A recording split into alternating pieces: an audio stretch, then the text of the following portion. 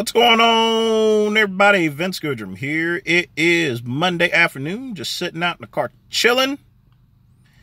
And today we're going to talk watches again, and eventually I'm going to move all my watch videos to a separate channel.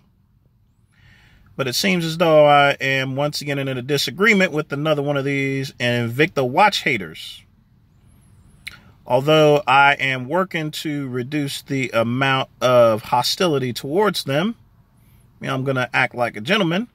But, recently this guy by the name of Time Teller, and even though he has talked a lot of junk about Invicta, I actually like him because he enjoys Seiko watches, and Seiko is an awesome company. I like their watches too.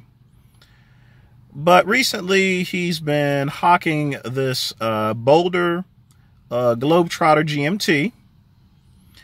And, I've seen his video, but he's leaving out some very important information, and this is information that I've been wanting to pass around to you guys for quite some time there. And I'm just going to make it really brief and very simple.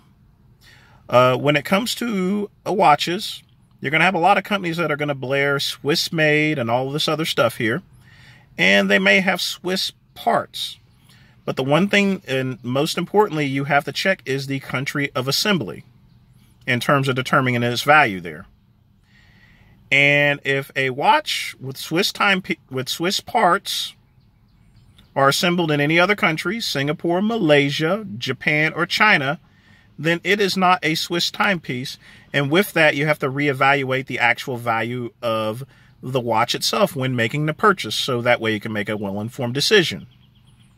I'm not knocking any of these countries. China, Japan, Singapore, Malaysia, they have awesome watchmakers. But the purpose of these companies doing this type of stuff is so, they get the watches assembled for cheaper, and they can make a higher markup, and they rub in your face this thing about, Swiss made when it really isn't.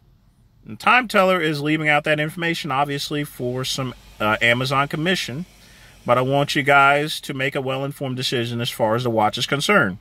I think it's an ugly watch, but, it does have some nice finishes on it. I will admit that. But $1,000 for the watch, when it's not an actual Swiss timepiece, I mean, come on, seriously. And you have to excuse me sweating and everything. I like sitting out in the car. It actually feels really good when you're sitting out in the car. You're working up a nice sweat there, and everything. Really helps out the muscles and everything like that. But we're getting off subject. Anytime that you're going to go and buy a Swiss timepiece, it needs to be a real timepiece. It needs to be manufactured in Switzerland, and taxes need to be paid to the Swiss government.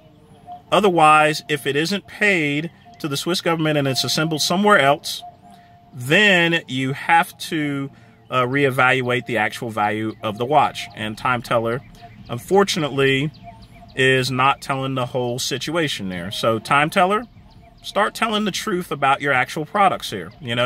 You have to be upfront and honest about that Boulder Globetrotter. I'm not saying it's a bad watch. It's probably a finely assembled watch, but $1,000 for a watch that was not made and manufactured in Switzerland is not a Swiss timepiece.